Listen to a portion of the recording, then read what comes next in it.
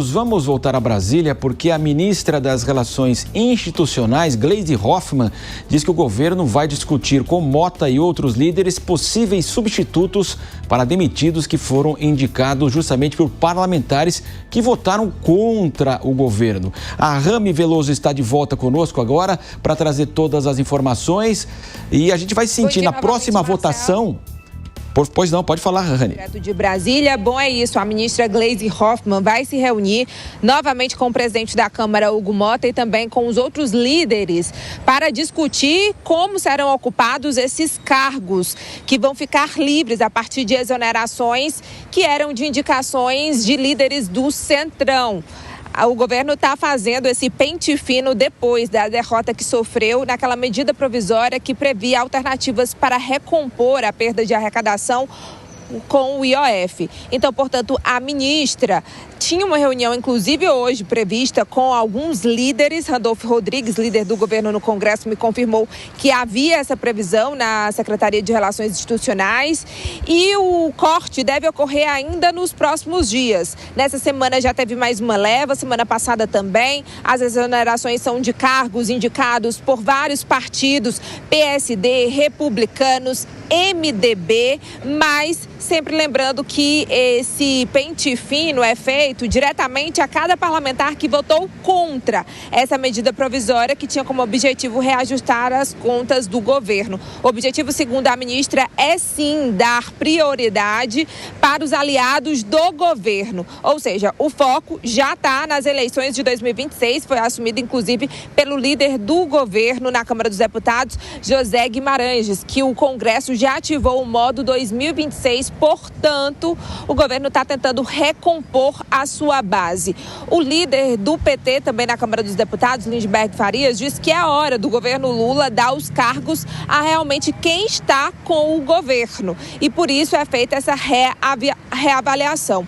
Já aqueles que estão sendo afetados com essas exonerações, esses dizem que, na verdade, o governo está errando, porque pode afetar ainda mais a governabilidade, ou seja, pode atrapalhar o governo nas votações que são de prioridade nos próximos meses, como, por exemplo, a Lei de Diretrizes Orçamentárias, que foi o próprio governo que pediu para retirar de pauta, estava previsto para ser votada essa semana na Comissão Mista de Orçamento, mas nessa tentativa de rearranjar a fonte de arrecadação para recompor os 35 bilhões de reais que o governo estava estimando arrecadar com aquela medida provisória que foi derrotada na Câmara dos Deputados na semana passada. E essa reunião agora que vai ocorrer entre o ministro da Fazenda, Fernando Haddad, e o presidente Davi Alcolumbre, eles pediram aí mais tempo. Lembrando que ontem a ministra Gleisi Hoffmann se reuniu com o ex-presidente da Câmara, o deputado federal Arthur Lira, que é o responsável pela indicação do presidente da Caixa, Carlos Vieira, cargo extremamente importante, sobretudo para o ano das eleições, né? A Caixa é um dos maiores bancos públicos do país e responsável também por vários programas sociais. Arthur Lira se ausentou da votação da medida provisória que derrotou o governo, então, portanto, ele não será atingido. E dizem que ele foi exatamente tentar segurar esses cargos do Centrão, mas a ministra Gleisi Hoffmann negou essa tentativa de Arthur Lira. Volto com vocês. Rani Veloso, daqui a pouco ela volta conosco ao vivo de Brasília. Valeu, Rani. Agora quero ouvir os nossos comentaristas, o Luiz Felipe Dávila e o Cristiano Vilela. Dávila, é dando que se recebe, né, Dávila? Então, evidentemente, por isso que o presidente tem 40 ministérios, 4 para um partido, 4 para outro, só que a dinâmica mudou no Congresso. As emendas são mais importantes, os cargos estão sendo retirados e na próxima votação a gente vai observar se o governo tem ou não tem mais voto para votar lá no Congresso. É isso, Dávila?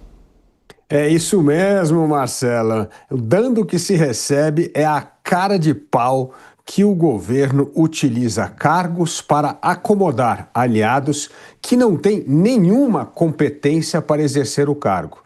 Este aparelhamento do Estado trouxe o maior rombo histórico das estatais. É por isso que o Correio agora está pedindo 20 bilhões de reais para sair do buraco. Não podemos esquecer, Matos, que em 21 o Correio teve lucro. Como é que sai do lucro para o prejuízo? Aparelhamento do Estado, distribuir cargos para aliados políticos, contratá-los e demiti-los de acordo com as preferências políticas eleitorais. Nada a ver com competência pessoal. O Brasil precisa acabar com essa farra de cargos. Para você ter uma ideia, quando se troca um primeiro-ministro na Inglaterra, muda-se 300 cargos. No Brasil, o governo federal tem 27 mil cargos para distribuir para aliados. É uma vergonha. É assim que aparelham o Estado.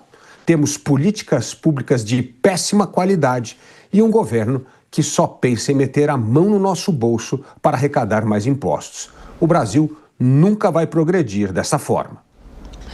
Cristiano Vilela, o governo está tentando recompor a sua base e acaba usando cargos como moeda de troca para fidelizar a base no Congresso.